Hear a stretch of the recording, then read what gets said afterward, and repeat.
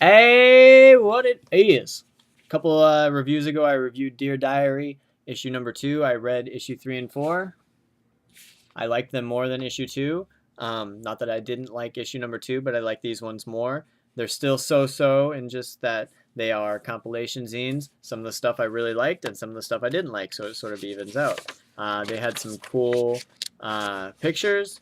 This one had an awesome story written by someone named Jennifer.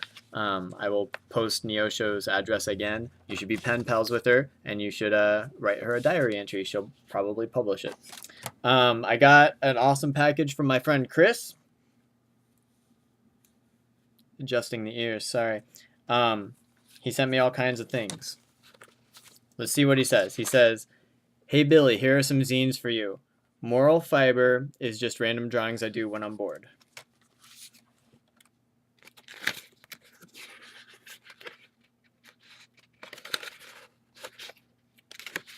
If you like awesome random drawings, Moral Fiber. He says, "Human Burritos is pictures of people rolled up in rugs."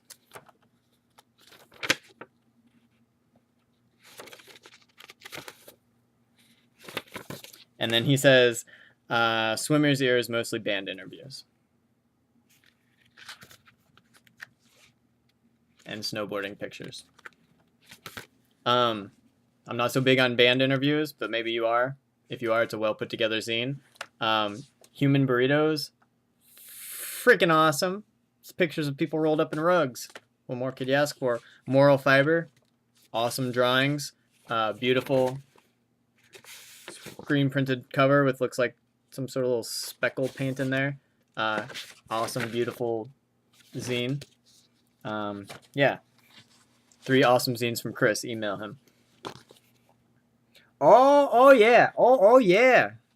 Losing It, Gaining It, Keeping It. Documentary on paper. Biohazards, Booze, and Dan Aykroyd. Didn't know what to take of this zine right at first. A lot of blank space. A lot of pages with wasted space. There's a entirely blank page. Let me tell you something. Anytime there's a blank page in a zine, it's a mistake. When you put one thing on it, like a picture from some pop culture movie, you can get away with it under the artsy-fartsy category. The zine is sort of abstract, sort of avant-garde, sort of artsy-fartsy, which is okay in real life. I'm not so into it in zines. Weird people walking down the street doing performance art, I like. Bizarre, random sentences in zines, I'm not so into. But you know what? I'm still going to give this one a good grade, and I'll tell you why. There is a whole section where he's talking about bathhouses, Chicago bathhouses specifically, and visiting a Chicago bathhouse, and it was the most bizarre sexual experience he's ever had. He didn't even have sex. I guess it was just strange to be around a bunch of naked dudes. And then when he tried to have sex, they wanted him to be the top, and he wanted to be the bottom. It's a printed chat conversation about bathhouse sex. That's what makes this zine worth reading. So I actually enjoyed this. It started out, I thought, oh, artsy fartsy, and then it started talking about gay bathhouse sex, which was awesome. More talking about gay bathhouse sex, less wasted paper. And not bad. Overall good.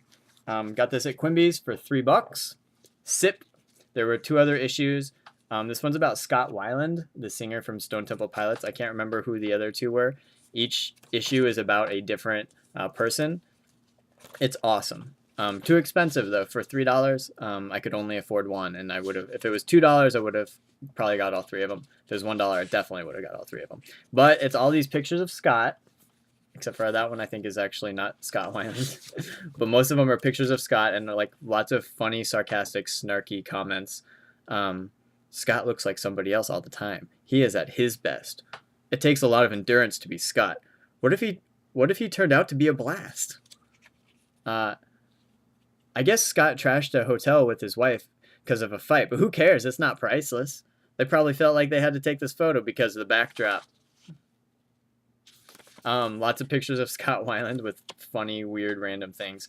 The zine's awesome. I wish it was not $3, but it's color. Got a couple colors. That's nice. Finally, last one, coffee and board games. Number 1, my buddy Jack did this one. I'll tell you what he already knows. Lots of misspelling, lots of grammar mistakes type stuff. That bothers a lot of people. Doesn't necessarily bother me. In zines, you can kind of get away with misspellings, but some people are reading a story and then a misspelled word pulls them out of the story. Something, if that bothers you, then this zine will bother you. But the stories are awesome. Stories about being 5 years old and going to McDonald's and playing in the play pit and hanging with his homies. Anytime a 5-year-old is hanging with his homies, that's funny zine material right there. Talking about his mom yelling at people at McDonald's because they want to charge 10 cents for honey. That's funny. Talking about finding a ring in the ball pit and giving it to a girl. Talking about, what else? Graduating from college. Talking about crazy stuff. He mentions big hands because we both love big hands. It's divided up sort of weird. The first part of it is like all text. Stories. Second part of it is all drawings of dogs. That's nasty. That's nasty and awesome. More awesome. Awesome drawings. And then the last third of it is pictures of dogs taking a shit. There you go. So you have awesome stories about his childhood, awesome drawings of dogs, and then pictures of dogs taking shits. Coffee and board games number 1. I will post all that information. I'm about to go on vacation. I'll holler at everybody in like a couple weeks. I'm going to read a ton of zines. My vacation is zine time. Okay, love you, bye.